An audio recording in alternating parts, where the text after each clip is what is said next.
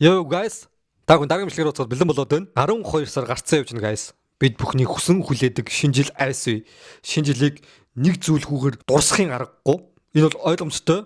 Энэ бол Home Alone буюу гэртээ ганцаараа гэдэг нэртэй кино байгаа. Тэгэхээр өнөөдөр гэртээ ганцаараа гэдэг киноны гол дүрийн жүжигчин Kevin гэдэг нэрээр алдартай. Гэвч жинхэнэ нэр нь Macaulay Culkin гэдэг нэртэй энэ хүү жүжигчний талаар та бүхэнд ярьж өгөхөд бэлэн болоод байна. За тэгэхээр олон юм ярилгүй бичлэг рүү орохын өмнө guys юу хэмэж байгаа те манайгаа дэмжиж лайкад орчоод subscribe хийгээд тэгээ бичлэгээ үзээрэй guys. За тэгээд хэдүүлээ шууд бичлэг рүүгээ орцгоё. Let's go. За Macaulay Culkin-ийн хувьд гэх юм бол баг бахасаа амар их ядуу амьдралыг өртүүлсэн. Ах トゥ долоола. Даав ээжтэйг нийлээд юсүүлээ нэг жижигхэн одоо байрны умгар өрөө төрөөсөлж амьдардаг байсан байгаа. Тэгээ тэр үед аав нь сүмд ажилладаг. Ээж нь тэгээд нэг оператор буюу байнга уцаар ярьдаг тиймэрхүү ажил хийдэг байсан. Хоёулаа ажил хийсэн гэсэндээ 7-гийн 7 хүүхдийн тэр хэрэгцээ бүх юмын амьдралын хэрэгцээг нь хангана гэдэг бол маш хэцүү байсан. Тийм учраас хүүхдүүд нь байнга кино театр явдаг гэсэн. Тэг кино театрт яг ч явдаг байсан бэ гэхээр кино үзэх гэж явдаггүй. Кино театрт очингууд нэг хүмүүс ингээд амар зоос моос ингээд унгаач тийм ээ л тухайд кино үзэх гэж амар хүмүүс их явдаг болохоор тэр зоос нь ингээд түүх гэж очдог байсан байгаа. Тэгээ ямар сайн аав ээж нь бүр одоо хүүхдүүдэд тэжээж барахгүй юм байна гэд хүүхдүүдэд ер нь ажил хийлгээгээд гисэн. Ямар ажил хийлгэхэр болсон бэ гэхээр кино урлаг руу, кино студи руу очиж одоо сонгон шаргуултанд оруулаад багт гисэн кинон тоглуулад тэгээд тэр мөнгөний хэрэгцээгээ хангахад зарцуулъя гэсэн тиймэрхүү зүйлийг бодсон. Тэгээд тухайн үед ягаад тийм кино урлагийн шийдвэр гаргасан бэ гэхээр аав нь өмнө нөө сүмийн ажил хийхээс өмнө кино урлагт яг нэг жүжигчний мэргэжлэр баг зэр ингэж ажиллаж исэн юм байл та. Тэгэхээр нэг ашиг олоогүй. Тэгээ тийм учраас Холливуд гэж ямархуу байдгийг те. Тэгээ ер нь кино урлаг ямархуу байдгийг баг зэрэг мэддэг. Тэгээд аавынх нь дүү нь болохоор яг кино урлагтыг мэрэгжлийн тэм жүжигчин. Тэгээ та бүхний сайн мэдэх нь одоо Хатуу самар гэдэг нэрээр алдартай нэг кино байдаг. Тэр киноны бас нэг гол дүрийнхэн жүжигчний эхнэрийнхэн дүрийг бүтээсэн тийм дүрийг бүтээжсэн байлээ. За тэгээд хүүхдүүдээ киноны сонгон шаргуултанд ороод мэдээж тэр үед од болж гачирсан хүн бол ойлгомжтой. Энэ бол Macaulay байгаа. За Macaulay гэх юм бол зүгээр юм нэг хүүхдүүдийн айгүй нэг хөөрдөм дүр мөрөөр ингэж гачрээд уг нь байгаа байдал нь айгүй хөөрдөм тийм хөөрхөн дүр байгаа шүү дээ. Тэгэж гачирж хагаад нэг киногоор айгүй одуул гачирсан. Энэ болохоор Uncle Buck гэдэг нэртэй кино. Uncle Buck гэдэг нэртэй кино болохоор яг гэр бүлийн тийм инээдмийн тийм хөгжилтэй кино. За энэ кинонд болохоор яалтчгүй гол чимжсэн хүн гэх юм бол Macaulay байсан байгаа.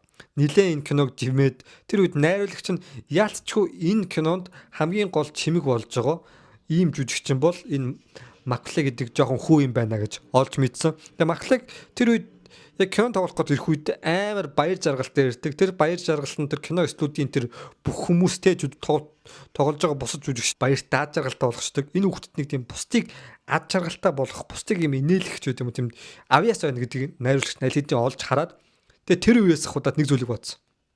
Macaulay гол дүр тоглуулад энэ нэг киног хийе гэж бодсон. За тэр кино бол ойлгомжтой Home Alone буюу гэртээ ганцаараа гэдэг кино байгаа. Тэгээ гэртээ ганцаараа гэдэг киног хийхээр төлөвлөсөн ч гэсэндээ тэр киноны хувьд гэх юм бол тухайн үед тоглож байгаа жүжигчдийн хүндэсэндээ дандаа нөгөө нэг олонний танил болоогүй тийм жүжигчд байгаад тэр ч удахгүй спонсор хүртэл олдохгүй анх ингээд Warner Bros тэр киног авч хийх гэж оролцсон юм байл та. Тэгсэн чинь Warner Bros за энэ кино баг ашиг олохгүй юм байна. Бид нар энэ киноос олж фейлдэж магадгүй юм байна гэсэн үндсэн дээр Warner Bros Home Alone-ыг 20 дугаар зуун Center Box зарсан баг. 20 дугаар зуун Box студид зарсан.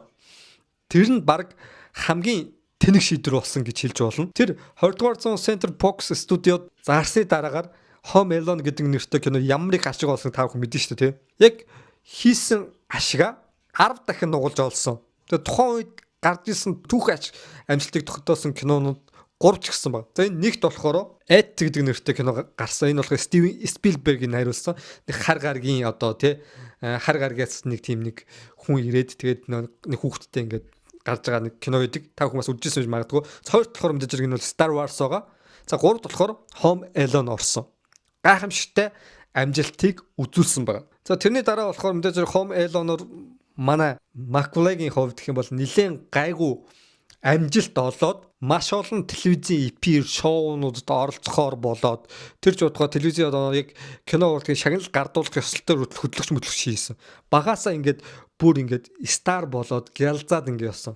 За тэр үед аав нь болохоор хүүгийнхээ ачаар маш их нэр хүндтэй болоо. Тэр ч удаа Холливуудад хамгийн алдартай 50 хүний нэг хүртэл болсон байна.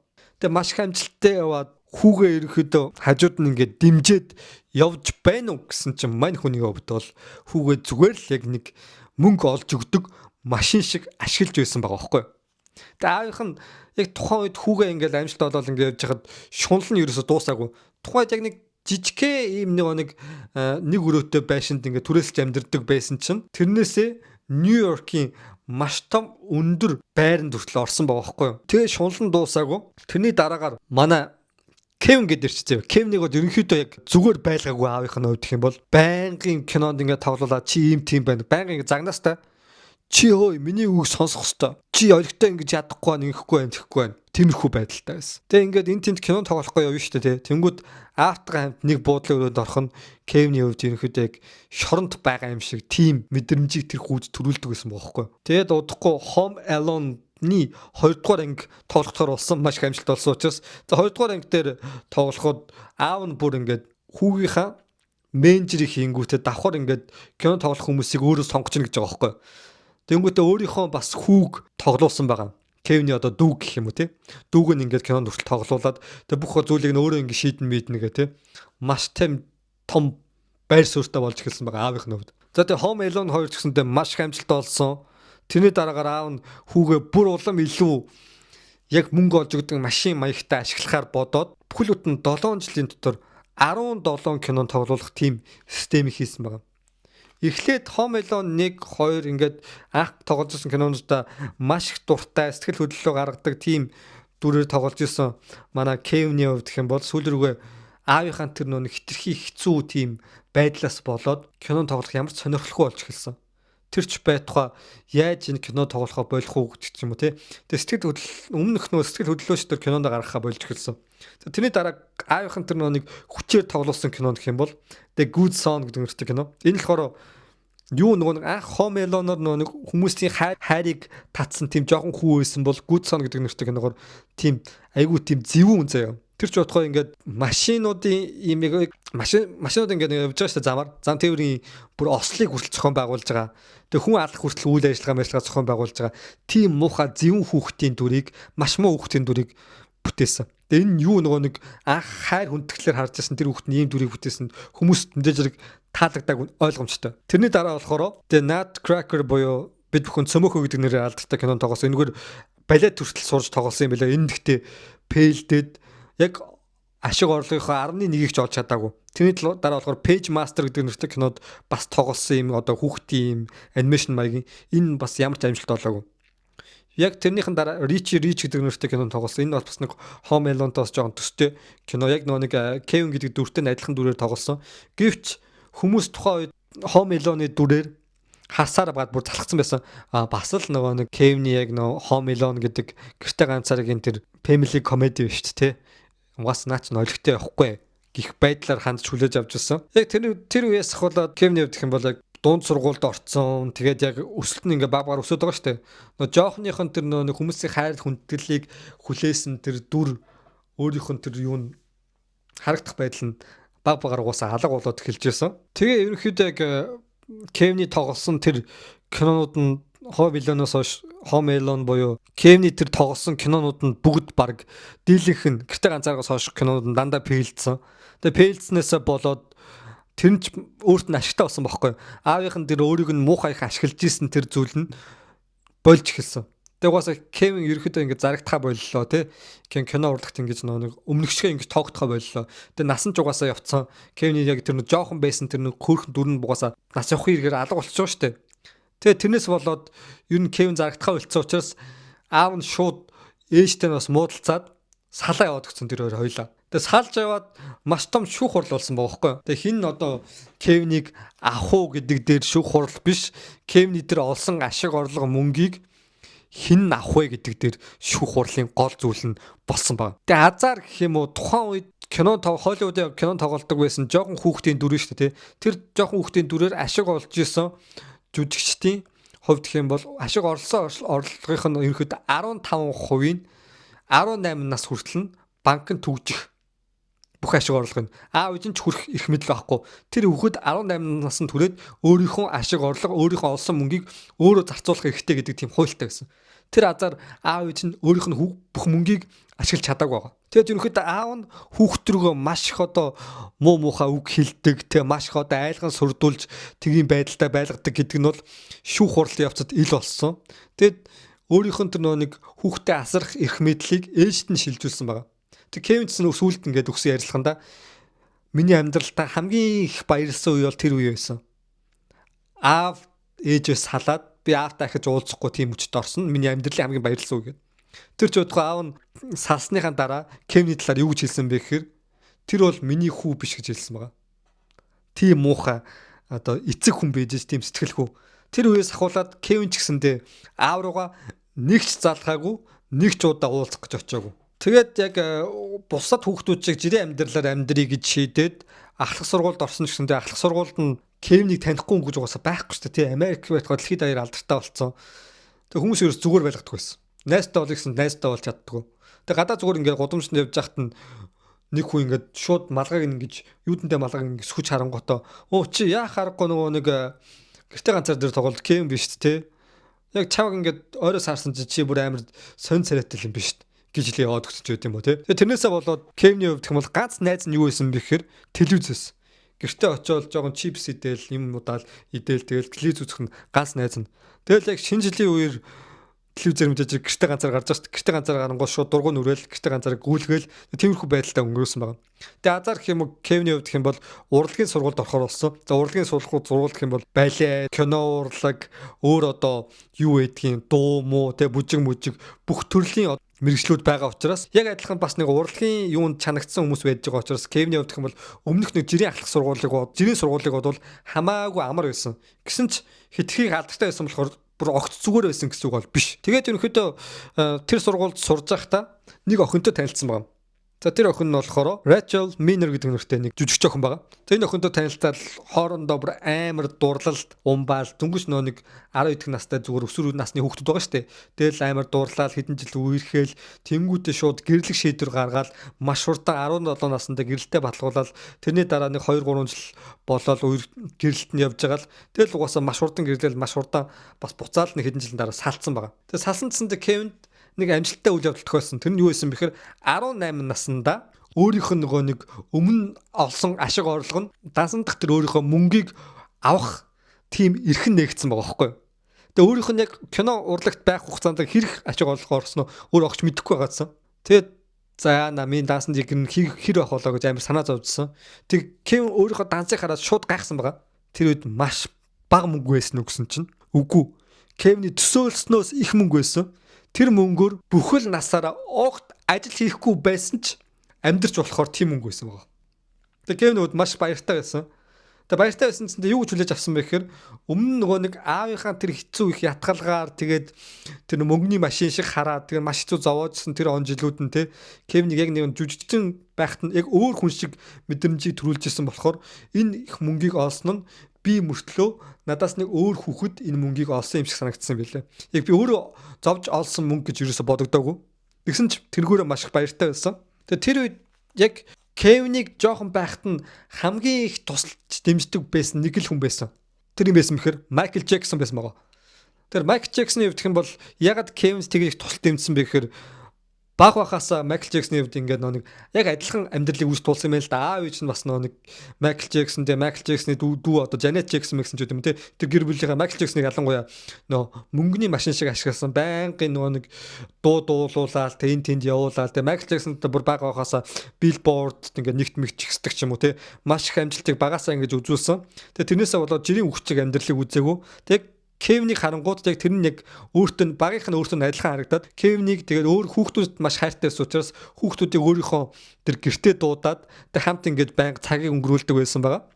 Тэгээд цагийг өнгөрүүлээд маш зугаатай байж үед Майкл Джексон нэг муухай зүйл ил болсон. Энэ нь болохоор юу хэлсэн бэхээр хүүхдүүдийг ингэж жоохон насан турш хүүхдүүдийг авчираад янз бүрийн тийм муухай гаж донтой зүйл хийдэм биш үстэй гэсэн тийм зүйлээр шалгагдаад шүүх хурал хүртэл болсон. Энэ үед яг Майкл Джексон маш олон шүүх хурлын югаар ингэж яваад маш хэцүү нөхцөл байдалд байсан. Тэр ч удаа Майкл Джексон энэ зүйлээ нуухын тулд хүн тахвал өгсөн мөксөн ч гэдэм үү тийм янз бүрийн хэрэгүүд ингэж давангаалал ингэж гачрал хэлсэн. Тэгэд яг ийм үед Кевиний хувьд хэм атлетийн том болцсон байсан учраас Майкл Джексоны шүүх хуралд гэрчээр оролцсон байгаа. Тэг гэрчээр оролцохдоо юу гэж хэлсэн бэ гэхээр тэр хоёр маш олон жилийн дараа ингээд таарсан байгаа байхгүй юу? Цуг таараад 0 таарсан байгаа. Тэгээ Майкл Жаксон ерөөс үг солиогүй. Яг үг солиогүй гэхээр гэрчээр оролцоход ямар нэг намайг нөлөө үзүүлсэн гэж бодчихгүй гэсэн байдлаар үг солиогүй. Би өнлөгөө хальт ингээд инээмсэглэл өнгөрсөн. Тэгээ Кевин шууд шүүх хуралд ороод гэрчээр оролцсонгуудаа би Майкл Жаксонтэй маш сайн найзууд байсан. Би гэрт нь хондог байсан. Цуг ингээд байн өөр хүмүүстэй ч гэсэн ингээд цуг байн ингээд цагийг өнгөрүүлдэг байсан. Гэсэн ч Майкл Жаксон яг унтчихад ч гэсэндээ зүгээр ингээд байх үед ч гэсэндээ над тийм гаж донтой зүв бус үйлдэл ерөөсөө үзүүлж байгаагүй. Энэ бол огт тийм ташаа ойлголт гээд гэрчээр өгсөн баг. Тэгээ тэрний дараа удалгүй Майкл Жаксон ямар ч гин буруугүй юм байна. Буруу зүйл хийгүй юм байна гэдэг нь тодорхой болсон.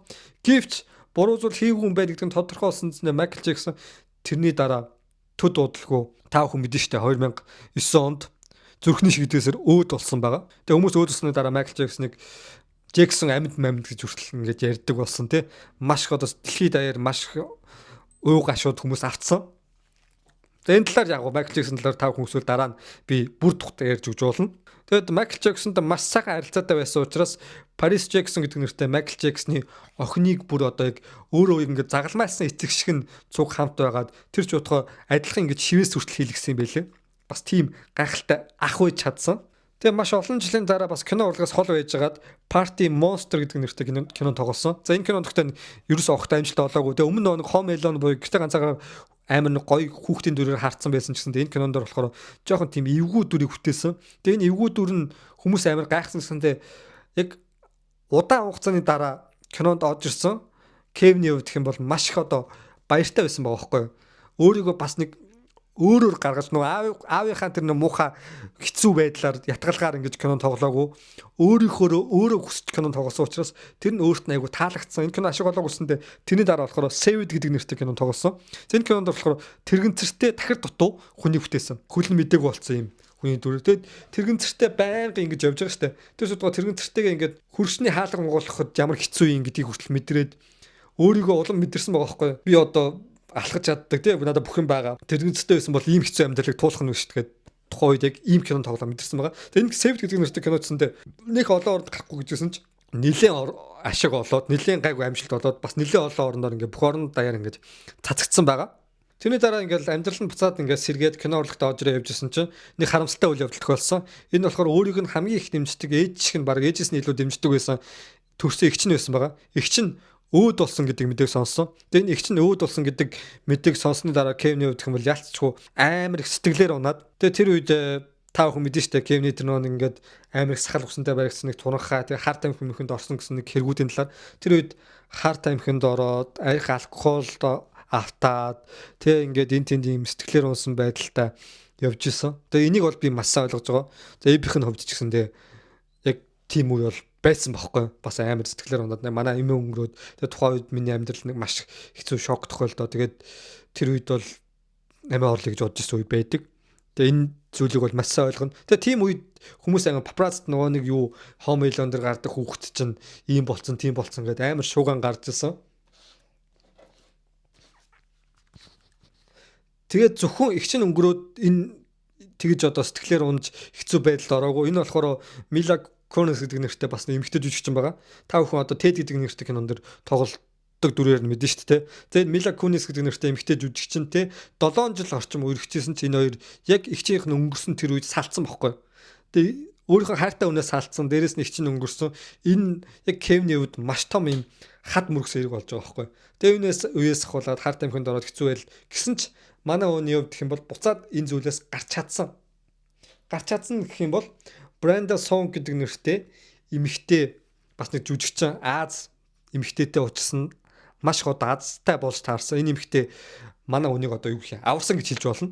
Тэгээ одоо бол маш сайхан амьдралаар амьдарч байгаа. Буцаад тэгэд Кевний хувьд гэх юм бол Азтай зүйл гэх юм бол тэр бүх насаараа үрээд үрэх боломжгүй тэр их мөнгийг одоо их жүжигчтэй байсан бол тэр мөнгө хамаг ингээл үрээл дуусгацсан байгаа шүү дээ тий. Миний өмнө ярьжсэн Роналдиньо гэхэд тэр их сая долларыг үрээд $5 үлдсэн гэдэг юм уу те. Кевний хувьд гэх юм бол бас их санаатай заяа. Мөнгөө ерөөсөө тэгж их амар үрээгүй. Ерөөсөө үрээгүй заяа. Нэг сайн үрээгүй. Тэгтлээ тэгж одоо хэрэггүй юмд ашиглаагүй. Тэгээ тэр мөнгө нь хангалттай үлдсэн байгаа. Хангалттай үлдээд цаашдаа ч гэсэндээ тэр мөнгөөрөө өөрийнхөө амьдралыг босгож авч чадхаар болсон. Тэгээс хамгийн гол нь сайн их нэртэй болоод хүүхэдтэй болсон. Тэгээ одоо сайхан амьдралаар амьдарч байгаа. Сүүлд 2018 онд бүр ингээ хөгшөрсөн байх та. Home Alone-ы бас нэг зүгээр нэг кино бол биш, зүгээр нэг хэсэгчлсэн юм нэг дүрийг ингээд яг хуучны дээр жүжигчтэнд ирээд бүтээсэн. Тэр нь үнэхээр бас маш гоё surprise болж чадсан байгаа. Та бүхэн бас үзсэн байх. Би бас үзсэн. За тэгээ одоо бол ерөнхийдөө эхнэр хүүхэдтэйгээ маш ад жаргалтай бас ерөнхийдөө яг идэвхтэй тийм амьдралаар амьдарж байгаа юм байлээ. За бүгд тэгээд шинэ жилээ маш сайхан тэмдэглэх хэрэгтэй шүү гэсэн. Удахгүй шинэ жил боллоо. Бүгд муу мухай зүйлээ энэ ондоо хаяад тэгээд цаашаа шинэ орныгоо гаргахад туслана шүү. Тэгээд хэдүүлээ уг нь even юу гэж боддог байсан бэ гэхээр мантайгаа нийлээд хэдүүлээ 100 мянгуулаа энэ оноо гаргах байсан. За одоо ихтэй яг одоо нэг амар гайхамшиг тохиолдол гинт би 100 мянга болоход хэцүү л ах л та. Гэтэ ямар ч тач хэдүүлээ он гарах хүртлээ зүтгэе заяа хэд өрөх нь 60 өрөх нь 70 өрөх нь хэд өрөх нь зүтгэе заяа хэдүүлээ. Ямар ч тач хэдүүлээ олуулаа болж байгаад энэ оноо сайхан гаргах шүү. Заяа guys мантайгаа хамт цуг хичээгээрэй guys. Bye bye. Дараагийн бичлэгээр уулзлаа. Түр баяртай.